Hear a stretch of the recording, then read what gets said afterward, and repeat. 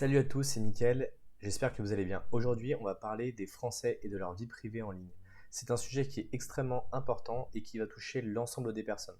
Donc si jamais vous n'êtes pas forcément à l'aise avec ce sujet, je vous invite à regarder la vidéo vraiment jusqu'au bout. Bien sûr, aujourd'hui, on va commencer par une infographie parce que c'est un élément qui est extrêmement important pour comprendre un petit peu l'état des lieux aujourd'hui des Français vis-à-vis de leurs données personnelles. Il y a 72% des Français qui ont conscience de divulguer des informations personnelles lors de leur navigation sur Internet. Et il n'y en a que 65% qui ne déclarent pas renoncer à un service numérique pour des raisons de protection de leurs données personnelles. Et 86% des personnes qui ont été sondées aimeraient mieux comprendre et être accompagnées pour mettre en place des solutions pour protéger leurs données personnelles et numériques. Et c'est ce que je vais essayer de faire à travers cette vidéo.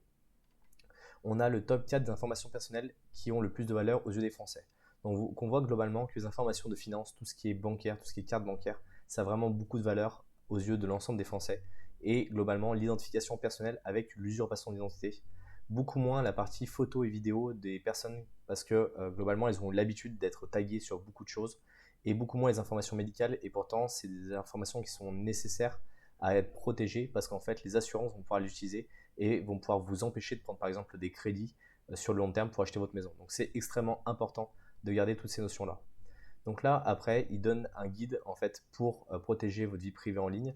Mais moi, je vais quand même vous expliquer les différents éléments que je trouve qui sont vraiment pertinents. Alors bien sûr, eux, ils mettent en avant les différents produits, mais à partir de là, je vais vous donner, moi, les raisons qui me font penser que la vie privée, c'est extrêmement important. Alors si vous débutez dans le milieu de la cybersécurité, je vous invite tout de suite à vous abonner à la chaîne YouTube et à récupérer le guide qui est disponible directement dans la description.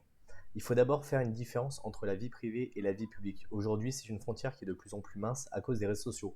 De plus en plus de personnes se permettent de mettre des éléments de leur vie privée directement en ligne sur Facebook, sur Instagram et autres, et pourtant ça peut avoir un impact qui est vraiment majeur. Donc faites vraiment très attention à ça. Tout ce qui est publié sur Internet reste sur Internet. Il n'y a pas de disparition, même quand c'est supprimé. Si jamais vous demandez les archives de Facebook sur les 10 dernières années, ils vont vous envoyer en fait un livret qui va être extrêmement énorme parce qu'il y a toujours des sauvegardes de serveurs et autres. N'exposez globalement pas des photos de vos enfants sur Internet. Vous n'avez pas forcément leur consentement. Peut-être qu'aujourd'hui ça vous fait plaisir parce qu'ils ont 3-4 ans, mais peut-être que eux, quand ils seront majeurs, ils n'ont pas forcément envie d'avoir des photos de eux quand ils avaient 3-4 ans sur Internet, dans des positions qui ne sont pas forcément arrangeantes, avec des tenues qui ne vont pas forcément les faire rire. Donc s'il vous plaît, n'exposez pas vos enfants, ils n'ont pas forcément donné leur accord. Après, bien leur expliquer également les risques que ça peut avoir. Aujourd'hui, quand on fait des recrutements, on va googliser le nom de la personne, on cherche un petit peu ses informations, et si on trouve que c'est une personne qui est peut-être dépravée et qui ne correspond pas à l'image de la société, on peut ne pas la recruter alors qu'elle sera peut-être très compétente. Donc faites vraiment très attention à ça. Et un élément également auquel on ne pense pas forcément, c'est quand on a plusieurs réseaux sociaux, c'est de faire le tri de vos abonnés. Alors, on aime bien avoir beaucoup d'amis sur Facebook, sur Instagram et autres, mais ça veut dire que c'est autant de personnes qui accèdent à du contenu. Pour moi, je fais vraiment la distinction entre le contenu professionnel et le contenu personnel. On peut utiliser les réseaux sociaux de manière professionnelle pour une image de marque, pour une société, mais du coup l'image elle est extrêmement contrôlée. Et après on peut les utiliser à titre personnel, mais là vous verrez qu'en fait on laisse fuiter aucune information.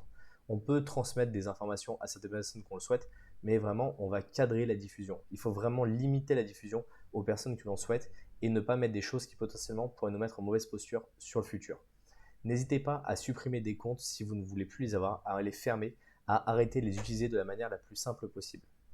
Maintenant, si vous voulez protéger vraiment votre vie privée sur le long terme, si vous voulez éviter que les personnes puissent trop vous tracer, les services puissent trop vous tracer, c'est d'avoir plusieurs emails en fonction de l'utilisation que vous en faites.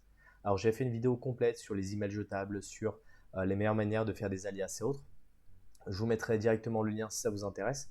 Mais l'idée c'est d'avoir une adresse mail pour le professionnel qui sera utilisée uniquement pour le cadre professionnel, une adresse mail personnelle qui sera utilisée uniquement pour le cadre personnel et de ne pas s'inscrire sur des sites par exemple de banque avec l'adresse mail qu'on va utiliser sur tous les sites de e-commerce. Bien faire la distinction entre les deux, c'est extrêmement important parce que potentiellement, si elle venait à fuiter, vous allez recevoir beaucoup de courriels et potentiellement, vous risquez d'être compromis. Bien sûr, vous avez des services mail qui vont respecter votre vie privée et d'autres pas du tout. Par exemple, si on prend Gmail, il ne respecte pas du tout votre vie privée parce qu'il va lire l'intégralité de vos emails. Et la preuve, c'est que quand vous commencez à taper une réponse, il va déjà vous proposer une réponse automatique en fait à cet email-là.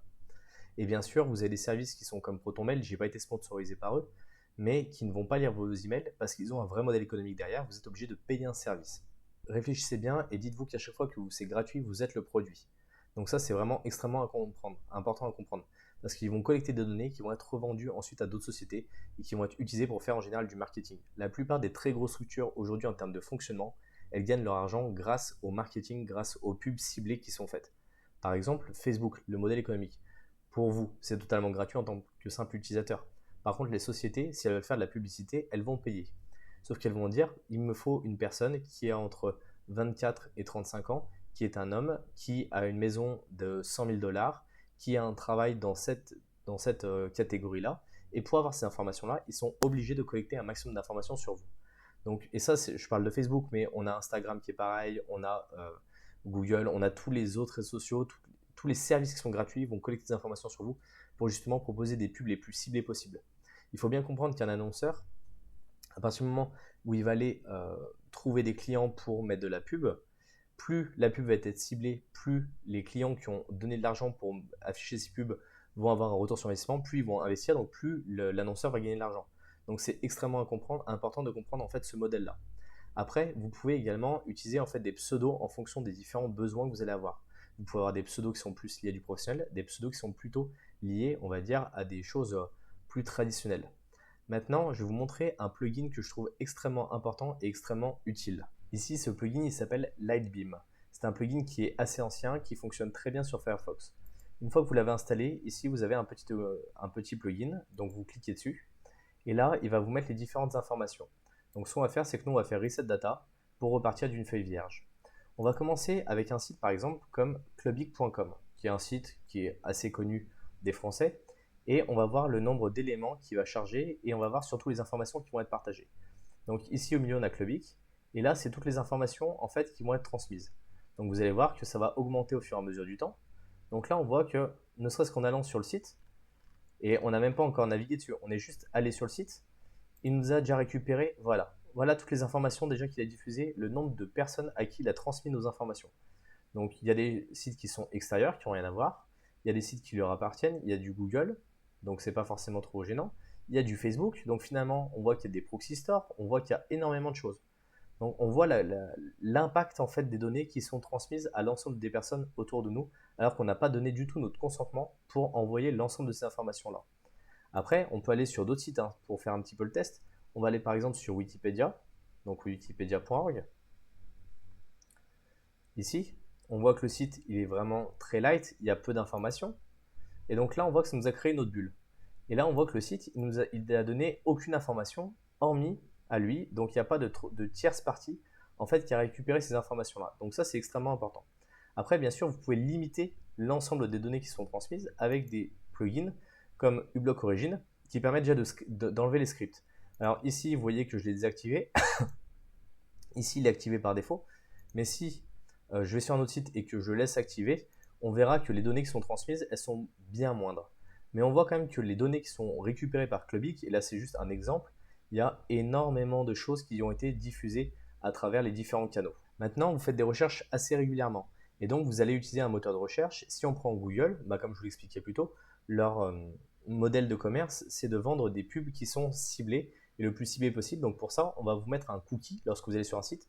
C'est un petit élément, un petit traceur qui va récupérer vos préférences, qui va récupérer un peu vos interactions et qui va transmettre ça à des tierces parties pour qu'ils puissent les analyser et qu'ils puissent traiter un petit peu pour voir si vous préférez par exemple les paires de chaussures avec des talons ou si vous préférez des voitures de sport. Donc ce qui fera la grosse différence quand vous allez taper quelque chose sur Internet. Bien sûr, vous avez des moteurs de recherche qui sont respectueux de la vie privée. Il y en a un qui est européen, qui s'appelle Quant, qui est vraiment très bien, avec des résultats qui sont plus ou moins bons en fonction de ce que vous recherchez. Donc ça peut déjà être une première étape pour protéger votre vie privée, d'arrêter d'utiliser des moteurs de recherche comme Google, mais plutôt passer sur des alternatives comme Quant. Vous avez également sinon DuckDuckGo, qui est également un moteur de recherche qui est très connu. Donc ici c'est duckduckgo.com. Donc là vous cliquez pareil sur quant.com. Ici vous pouvez faire votre recherche. Donc par exemple vous tapez je sais pas golf. Si vous faites ça sur Google, vous aurez soit les voitures, soit les clubs de golf en fonction des préférences que vous avez. Et donc ici voilà, on vous explique qu'on ne récupère pas vos informations. Donc là voilà, vous avez différents éléments. Donc ce sont d'autres moteurs de recherche, d'autres façons de faire les choses. Donc vous voyez, on retrouve quelque chose qui est quand même relativement global, quelque chose qu'on a l'habitude de voir.